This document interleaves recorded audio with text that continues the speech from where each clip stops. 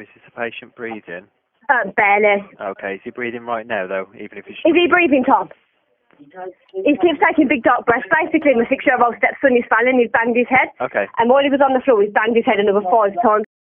This clip is from the 999 call made by Emma Tustin shortly after she murdered her partner's son, Arthur Labinjo-Hughes. Please make sure to watch the whole video to see the full clip, and if you do enjoy the video, please make sure to like, comment and subscribe. Today's video will be about Arthur Labinjo-Hughes. Arthur was 6 when he was tragically murdered by his father, Thomas Hughes, and his father's partner, Emma Tustin. This case has now raised serious concerns about how the social services are actually going about detecting cases like this, and how his abuse went undetected for so long. It's also raised questions about whether these authorities actually are carrying out their duty of care, and if they're actually adequately protecting children. It's been massive in the UK news, and I'm sure if you're from the UK you would have heard of this case. But in this video I'll be going through the timeline of events that led up to the tragic murder of a 6-year-old. 2019 was a difficult year for Arthur. In February, Arthur's biological mother, Olivia Labinjo-Hughes, was arrested for stabbing and killing her partner Gary Cunningham, and she was convicted of manslaughter and sentenced to 11 years in prison. Arthur's father, 29-year-old Thomas Hughes, takes over care for his son at this point, and then in August meets Emma Tustin, aged 32, online. Then in November, Hughes and his mother Joanne met staff at Arthur's school to discuss concerns about his behaviour. They found out that he was actually getting fixated with the idea of his dad disappearing from his life, as well as killing him, which is really fishy, and that should have definitely been looked into a bit more, I feel like. And it said that he's also been obsessed with death, murder and guns, which is really weird and surreal for like a 4-year-old at that point. And I don't really know any other 4-year-olds that really know about stuff like that. The year 2020 proved to not be any easier for Arthur, as he was taken to children and adolescent mental health services practitioner Kerry Forsyth Benson, who reported that the boy said he was worried about his dad not returning. She said his physical appearance seemed fine and his aggression and anxiety had actually reduced, so she concluded there was no mental health issue. In March later on, Hughes, his father and Arthur actually moved into Tustin's home in Solihull. On the 18th of April 2020, Arthur's uncle Daniel Hughes spoke to West Midlands Police about the bruises on Arthur's back. He sent the photos to an officer but never heard back, and that's a story we probably commonly hear about the police here in England. Police later closed the log, believing it required no further role for force response as social services were involved. Then on the 20th of April 2020, Joanne Hughes, Arthur's grandma, told the school about the referral to social services. Michelle Hull, safeguarding lead at Dickens Heath Community Primary School, contacted social services, but she was told that they had no concerns. Then in May 2020, it was actually Tustin's stepfather, John Dutton, who said he made an anonymous referral to social services, as he too felt Arthur was in danger. Then on the 8th of June 2020, Arthur's school had reopened, but his father did not send his son back, because he initially claimed the boy hadn't slept well and that he was due to return the next day. Over the following days, he reported to the school that Arthur was losing weight, he wasn't eating, and he might actually faint at any time. It turns out that Arthur never went back to school before his horrific death. Then, on the 15th of June, Tustin took Arthur with her to an appointment with a hairdresser, Catherine Milhench, who said that Arthur was told to face the door and not to move during the entire 6-hour session. This Tustin seems like a psychopath. She described his appearance as skeletal, said his legs were shaking like he couldn't hold himself up. On the 16th of June 2020, video footage from a CCTV camera in the living room where Arthur slept on the floor showed him appearing weak as he woke up and struggled to carry his duvet out of the room. I will now leave that clip for you on screen.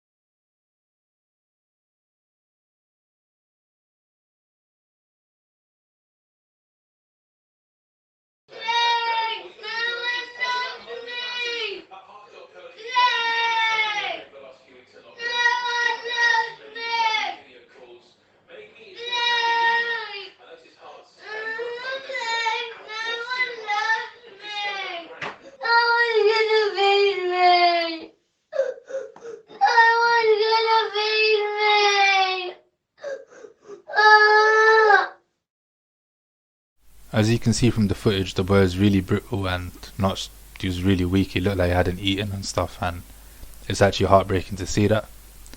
Later that same day, the family returned to the hairdresser's house, Millhench, to finish their hair appointment, and she said that both Hughes and Tustin took turns at shouting at him like a game of tennis, she told the court.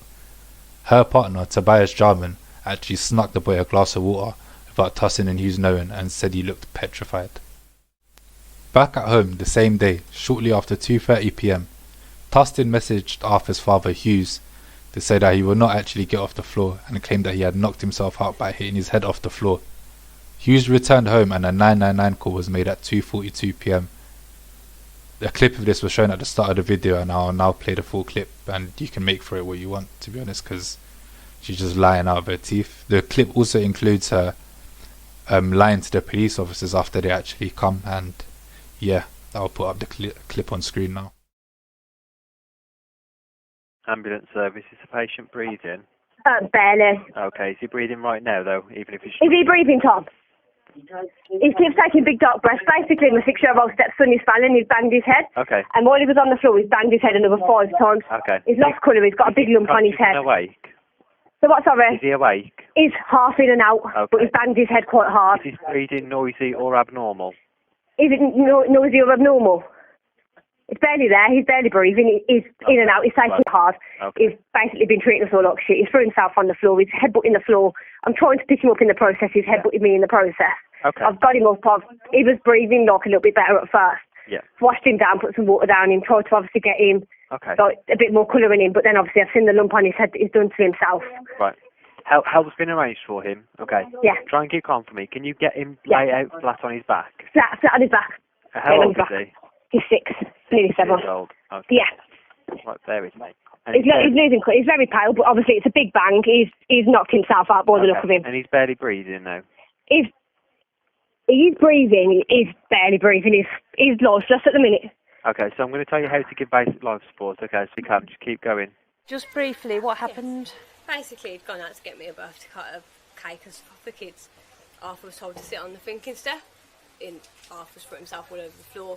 He's banged himself off the radiator. He's hit me. He's kicked me in the process of me trying to get him back on the thinking step. He's then gone on all fours on the floor, and I've told him to get up. And I shut the door over, and all I heard was a crack off the floor. He was headbutting the floor on all fours. Headbutted the floor once, said, Arthur, get up, you're going to hurt yourself. I've phoned your dad. He went, I don't care. At that point, he was fine. And then he dropped his head again as I've tried to bear hug him and pick him up, and he headbutted the floor 3 times. Here on this carpet? Round about, the door was shut, so if you go in, I'll show you.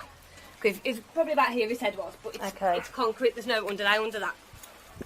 He'd knocked himself unconscious. I picked him up, put him on the sofa, poured water in his mouth. So you come in, he's banged his head 3 or 4 times here. I was in the kitchen, then I'd sat down in the living room, and that's when he threw himself on the floor. And you heard him banging his head. So what did you do? I came out to him and told him to get up. He told me no. So I tried to bear hug him and put my arms underneath him and pick him up. And he dropped, and he banged his head another 3 times off the floor. And as I picked him up, he hit me and he kicked me as I was trying to get him up. Like I say, he's like the last 6 months, he's battered both my kids. He's smashed this house to pieces. He's battered his dad. He's hit me. When I tried to get him off the floor from headbutting the floor, he headbutted me and he kicked me and he's hit me. Yesterday we went to my friend's house and he pushed me down 5 stairs. You're not my real mum, I hate you. I'm going to get my mum to kill you, he said. It was the following day at 1 a.m. where doctors made the decision that nothing could be done to actually save Arthur, and they proceeded to turn off his life support machine, unfortunately. Emma Tustin was subsequently jailed for a minimum term of 29 years for murdering her stepson, while his dad was sentenced to 21 years for manslaughter. These cases are actually said to be under review, and the sentence could have been too lenient, so they might be going up. In my opinion, I definitely think that this is too little for a child murderer, and I think people like this deserve a whole lifetime. And I'll be giving you my actual full thoughts in the next section of the video now. Now my thoughts on this case are, well, number 1, RIP Arthur, and I think both that Tustin and his dad were actually scumbags. And I think the dad as well, like, that's his own blood and flesh, and to do that to your own son, I don't know if he's even a human, to be honest. But I think this case opens a lot of questions as to the fact that this case got a lot of shine in the media, and a lot of kids going through this don't actually get that same shine in the media, and A lot of them are just left there, just waiting for help that's never actually gonna come. I think after this case, we've actually seen some sort of a endemic in the UK, with a lot of other kids actually going through the same torture and stuff. Star Hobson was actually also killed by her parents, and yeah, I don't know why these type of people are coming out of the woodworks now, but I think jail and a whole lifetime is the only suitable thing for people like this. The whole country took to actually pay respects for Arthur, as a lot of football stadiums, a lot of events, they all held 1 minute silences for the kid, and personally I believe it's only right, but I feel like a lot of the blame also lies with social services in this one. It might be a controversial view, but obviously the two parents and stepmom, whatever, they were definitely scumbags, but I think social services had a lot of opportunities to intervene. As you can see from the timeline of events, that there was actually two or three different occasions where they were actually contacted by the grandmother, and also by Tustin's own stepfather, and that surely should have raised some type of red flag. And the fact that they've got them in the living room telling them, if you feel happy, point to the sky, if you don't, point to the floor, sounds stupid, don't sound like a qualified professional. It sounds like just any guy that just turned up to the house to say something. And if this is how they are all around the country, just scary to think about how many kids might be going through the same thing. But yeah, that's all for this case. I'd say RIP to Arthur, and we hope something like this never actually happens again.